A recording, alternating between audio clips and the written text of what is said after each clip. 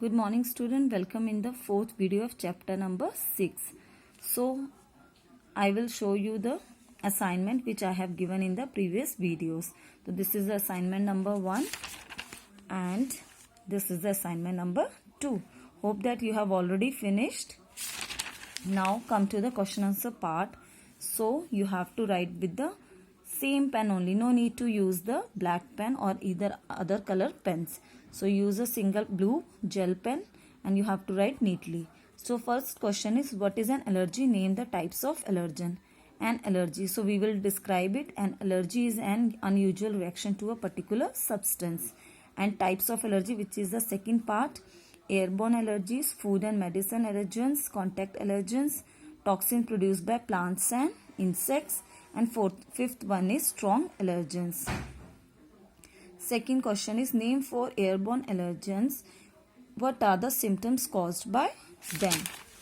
So 4 airborne allergens are moles, pet dander, smoke and perfumes, and the symptom caused by them are red, itchy, watery or swollen eyes, runny or stuffy nose, sneezing, wheezing, itchy throat or coughing. Third question is, name 2 food items and 2 medicines that may cause an allergy. What reaction do they trigger in the alimentary canal? 2 food items that may cause allergies is egg and nuts. You can write other also, such as you can write soy, milk and milk products. You can write your own answer, but it should be relevant to the question.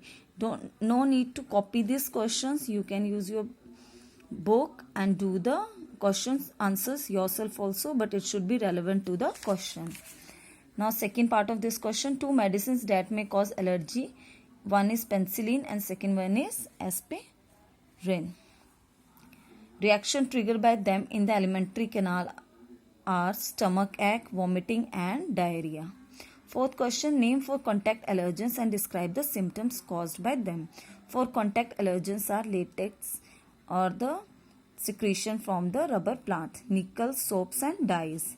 Symptoms caused by them are intense itching or burning sensation, redness of skin, rashes, blisters and hives. Fifth question is, describe the symptoms caused in sunlight allergy. Itchy rashes, blister and hives are common symptoms caused in sunlight allergy. Sixth question is, differentiate between seasonal and perennial allergies. Give 2 examples of each. So seasonal allergies, it occur during a particular season. Example, pollen and hay fever. Second one is perennial allergy. It is a year-round allergy. Means you can get these types of allergies throughout the year. And examples are asthma and eczema. Asthma means blockage in the breathing, or eczema is the itching or the hard scaly skin. Next, mention 5 ways to prevent allergies. 5 ways to prevent allergies are: if you are allergic to dust, wear goggles and mask while dusting. Those who are allergic to pollen, keep window closed during pollen season. Third one is, avoid food and medicine to which you are allergic.